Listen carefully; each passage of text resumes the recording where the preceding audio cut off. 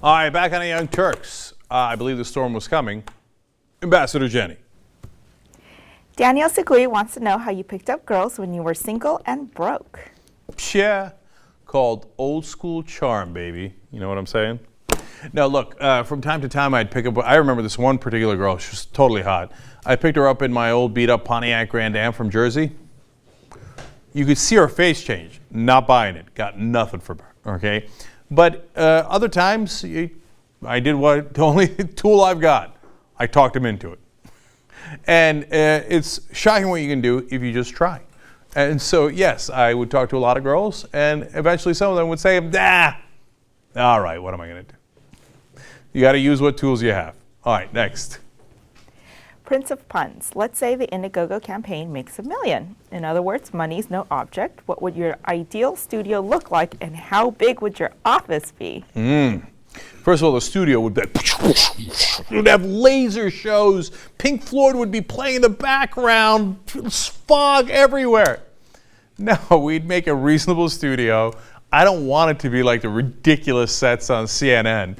But yes, with $1 million, we would do awesome. Look, our stretch goal was going to be $500,000. I don't know if we're going to get anywhere near it. So what we're trying to do is raise $250. If it was like the studio of our dreams, we'd raise $500, and it'd be great. And then we'd be able to transition between all the different TYT shows. We'd be able to give you the best graphics, the best production. I would love it. As far as my office is concerned, anybody who's ever seen any of my offices knows that they all suck. I've never hung a single picture. I don't have my name tag on any of them. I don't have anything in my offices, right? But I would like to change that. I'd like to make it a little fancier so that, like, when people walk in, we're not embarrassed. So that they, like, partners can look and go, oh, maybe we should do business with these guys. I dare to dream. Okay, next. Daniel Foglia. Who do you believe killed JFK? That's a controversial question I shouldn't answer. Some part of the CIA. Do I really know? Of course I don't know. Was it just Lee Harvey Oswald with his magic bullet that went in 3 different directions? No. Okay. Look, if you believe in all conspiracy theories, you're probably a nut, right? If you believe that there was never a conspiracy in the history of the world, you're also a nut. And if you believe that a bullet can go in 3 different directions at the same time, you have trouble with physics. Okay. So was it the mob? Was it the CIA? Look, probably it was not the government. But were there portions of the government that were used to doing coups and assassinating leaders of countries? Well, we kind of did that all the time at the time.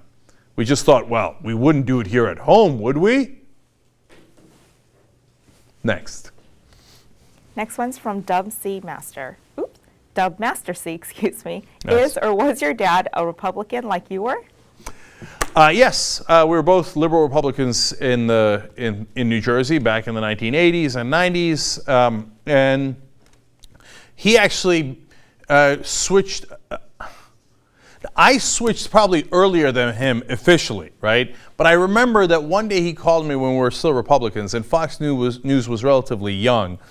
And he was watching Bill O'Reilly, and he's like, yes, we are Republicans. We like this Fox News and this O'Reilly guy.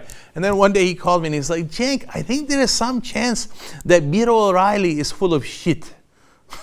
And he's like, this guy is not on the right side of things. So, yes, fairly soon, next to one another, we realized Republicans and Fox News certainly were full of crap, and we switched over. Next. Kyle. Do you think that presidents would stick to their campaign promise if they only could serve 1 term? Absolutely not. They're politicians. Everybody always dreams, oh, wait till they get to their 2nd term when they've got nothing to lose. No. And then in their 2nd term, but I got to get the right Congress. But I got to make sure that my party wins the next election. I got to make sure of this, and I got to make sure of that. And plus, I got to make sure that I get really, really big speaking fees after I retire. They don't consciously think that. But subconsciously, all those forces still affect them. So in the end, they're almost always politicians. Look, and the funny thing is, the greatest president we probably ever had was FDR. He had 4 terms. So 1 term is not the magic answer. Next. Next one's from Nina Curasio. What's your favorite comedy show? Fox News doesn't count. That's funny. That one's easy. Modern Family. It's both funny and it's endearing. It's, what's funny about it is how true it is in a lot of ways. Love Modern Family. Next. James Prygen, in one of your videos, you said you were a prick to your teachers. What did you do? Okay, well, you're going to be shocked at this. I used to speak too much. So I'd constantly be interrupting the teacher to say something, and 8 out of 10 times it was some wise-ass comment. And then the class would laugh and the teacher would despise me. Like, there's a time for it, and if I was a more mature person at the time wouldn't have been every single time. It would have been from time to time, and we're having a little bit of fun.